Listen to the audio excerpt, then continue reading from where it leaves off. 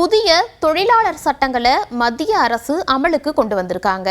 முன்னாடி இருந்த சட்டங்கள்ல திருத்தம் செய்யப்பட்டு இந்த புதிய சட்டங்கள் அமலுக்கும் வந்திருக்கு.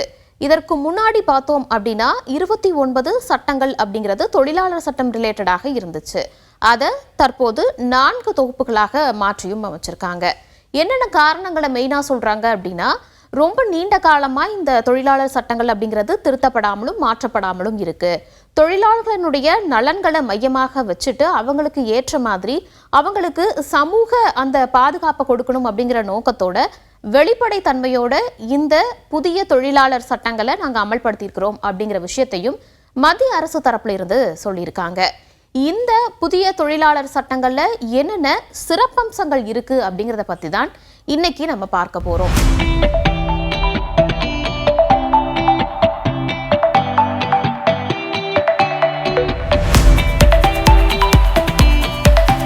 முதலாவதாக குறைந்தபட்ச ஊதிய உத்தரவாதம் அப்படிங்கிறது, அதாவது மினிமல் வேஜஸ்ங்கிறத எல்லா தொழிலாளர்களுக்கும் எல்லா துறைகளில் இருக்கக்கூடியவங்களுக்கும் கொடுக்கணும் அப்படிங்கிற ஒரு உத்தரவாதத்தை இந்த புதிய சட்டத்தின் மூலமாக கொடுக்க போறோம் அப்படிங்கிறத முக்கியமானதாக சொல்லியிருக்காங்க.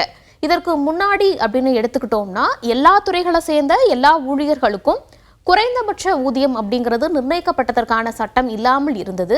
இனி வரக்கூடிய நாட்கள்ல எல்லா துறைகள் இருக்கக்கூடிய ஊழியர்களுக்குமே இந்த குறைந்தபட்ச ஊதியத்தை நிச்சயமாக கொடுக்கணும், அதுவும் அந்த குறிப்பிட்ட தேதிக்குள்ள வழங்கப்படுறத உறுதி செய்யணுங்கிறதையும் சொல்லியிருக்காங்க.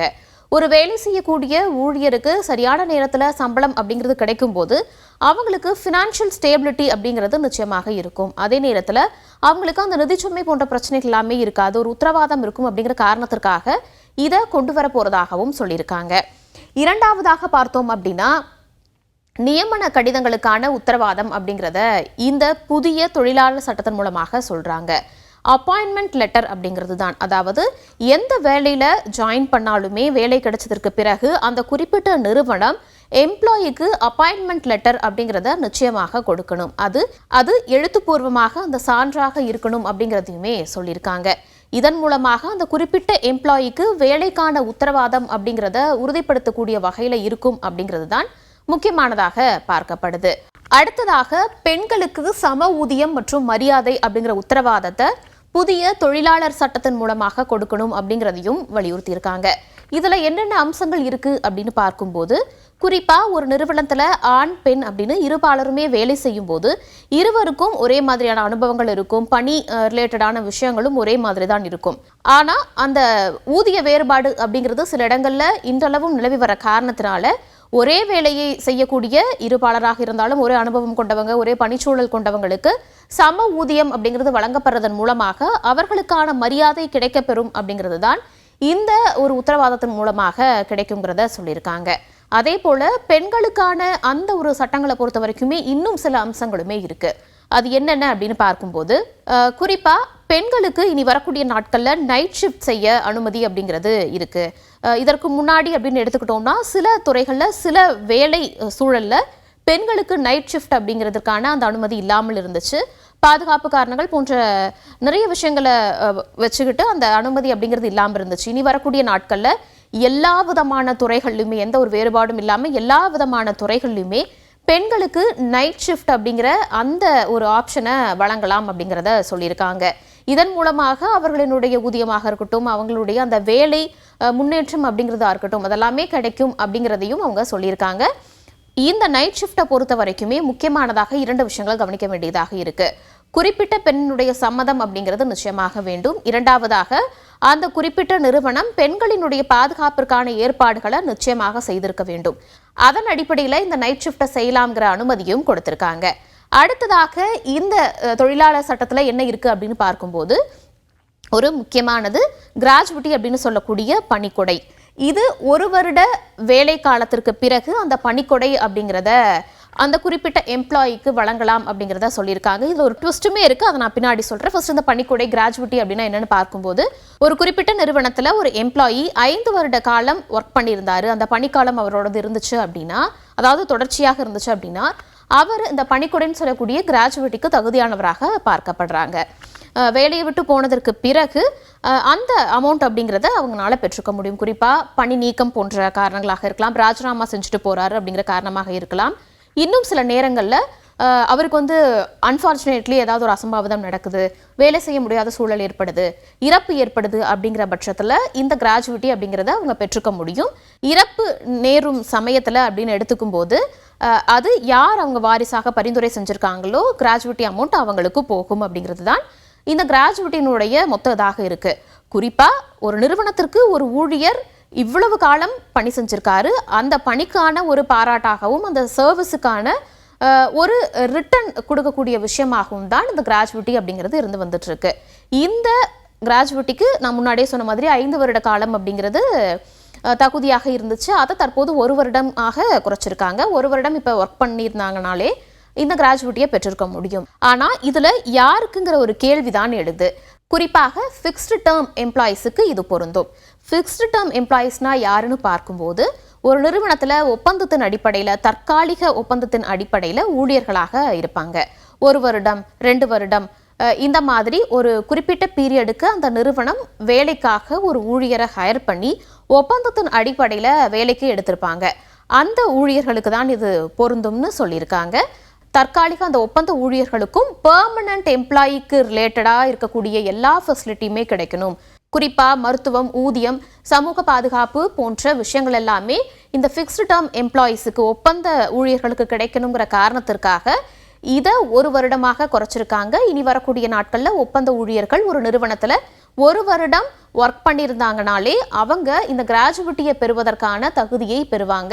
1 வருடம் கழித்து நிறுவனத்திலிருந்து வெளியே போகும்போது கிராஜுவிட்டிக்கான அந்த வேணும் அப்படிங்கிற ரெக்வஸ்ட்டை வச்சு வாங்கிக்கவும் முடியும். அடுத்ததாக என்ன இருக்குது அப்படின்னு பார்க்கும்போது 40 வயதிற்கு மேற்பட்ட தொழிலாளர்களுக்கு இலவசமாக ஒவ்வொரு வருடமும் பரிசோதனை செய்கிறத ஒரு உத்தரவாதமாகவும் இனி வரக்கூடிய நாட்களில் கட்டாயமாக்கப்படணும்னு சொல்லியிருக்காங்க. நிறைய நிறுவனங்களில் வயது வித்தியாசம் இல்லாமல் எல்லா தரப்பினருமே வேலை செஞ்சுட்டு வருவாங்க. அதில் 40 வயதை கடந்திருக்கக்கூடிய ஊழியர்களுக்கு நிச்சயமாக ஆனுவல் மெடிக்கல் செக்கப்பை அந்த நிறுவனம் முறையாக ஒவ்வொரு வருடமும் ஏற்பாடு செஞ்சுருக்கணும். இதற்கான முக்கிய காரணம் என்ன அப்படின்னு பார்க்கும்போது அந்த குறிப்பிட்ட எம்ப்ளாயினுடைய ஹெல்த் ரிலேட்டடான விஷயங்கள் நல்லபடியாக இருக்கணும்.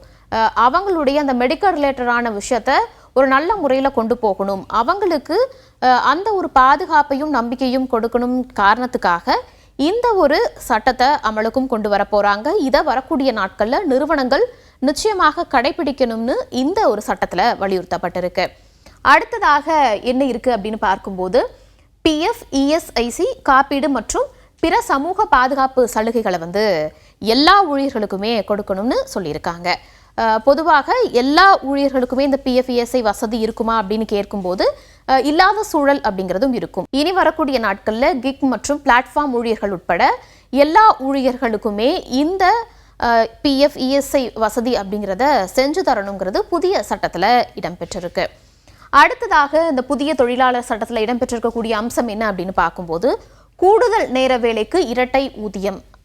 இந்த ஒரு விஷயம்தான். அதாவது ஒரு நிறுவனத்தில் ஒரு எம்ப்ளாயி அந்த நிறுவனத்துக்கு குறிப்பிட்டபடி ஒரு டைமில் ஒர்க் பண்ணிட்டு இருப்பாங்க. ஓவர் டைம் பார்க்கணும் அப்படின்னு நினைக்கும் போது அவங்களுடைய தேவைக்கு ஏற்ற மாதிரியும் வேலை சூழலுக்கு ஏற்ற மாதிரியும் ஒரு எம்ப்ளாயி ஓவர் டைம் பார்க்கணும்னு விருப்பப்பட்டால் அவங்களுக்கு அந்த ஓவர் டைமுக்கான இரட்டை ஊதியம், டபுள் சேலரி அப்படிங்கிறத கொடுக்கணும்னு இந்த சட்டத்தில் வலியுறுத்தப்பட்டிருக்கு. அதே போல் அடுத்ததாக இதில் என்ன விஷயம் இடம்பெற்றிருக்கு அப்படின்னு பார்க்கும்போது அபாயகரமான துறைகளில் பணிபுரியக்கூடிய தொழிலாளர்களுக்கு 100% சுகாதார பாதுகாப்பு இருக்கணும்.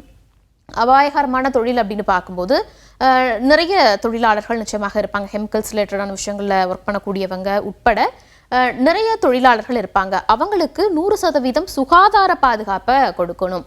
அவங்களுக்கு தேவையான சுகாதார உபகரணங்களை கொடுக்கறதாக இருக்கட்டும்.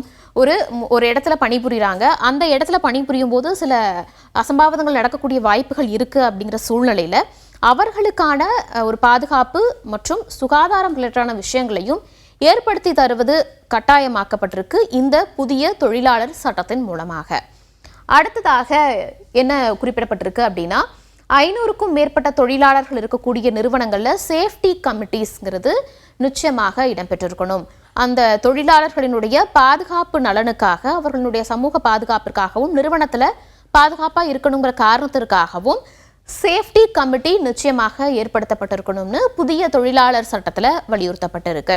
அதே போல நிறுவனங்கள்ல பெண்களுக்கான குறைதீர்ப்பு கமிட்டி இருக்கும்போது அதுல முக்கிய நபராக பிரதிநிதித்துவம் வாய்ந்த நபராக ஒரு பெண் இடம்பெற்றிருக்கிறத உறுதி செய்யணுங்கிறதும் இந்த புதிய சட்டத்தின் மூலமாக அமலுக்கும் வருது. புதிய தொழிலாளர் சட்டத்தை பொறுத்த வரைக்கும் முன்னாடியே பார்த்த மாதிரி 4 தொகுப்புகளாக வெளியிட்டிருக்காங்க. இதுல முக்கியமா இடம்பெற்றிருக்கக்கூடிய அம்சங்களை பற்றி தான் நம்ம இப்போ பார்த்துருந்தோம்.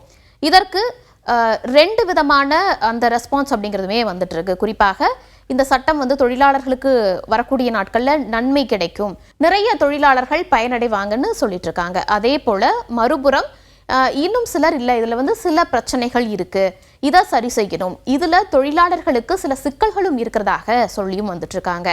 சட்டத்தை பொறுத்த வரைக்கும் இப்பதான் அமலாகி இருக்கு, ஓரிரு நாட்கள் தான் ஆகிருக்குங்கிற சூழ்நிலையில இது வரக்கூடிய நாட்கள்ல என்ன விதமான மாற்றங்களை ஏற்படுத்தும், ஊழியர்களுக்கு இது எப்படி ரீச் ஆகும், நிறுவனங்கள் இதை எப்படி அமல்படுத்த போறாங்க போன்ற விஷயங்களை நம்ம பொறுத்திருந்து தான் பார்க்க முடியும்.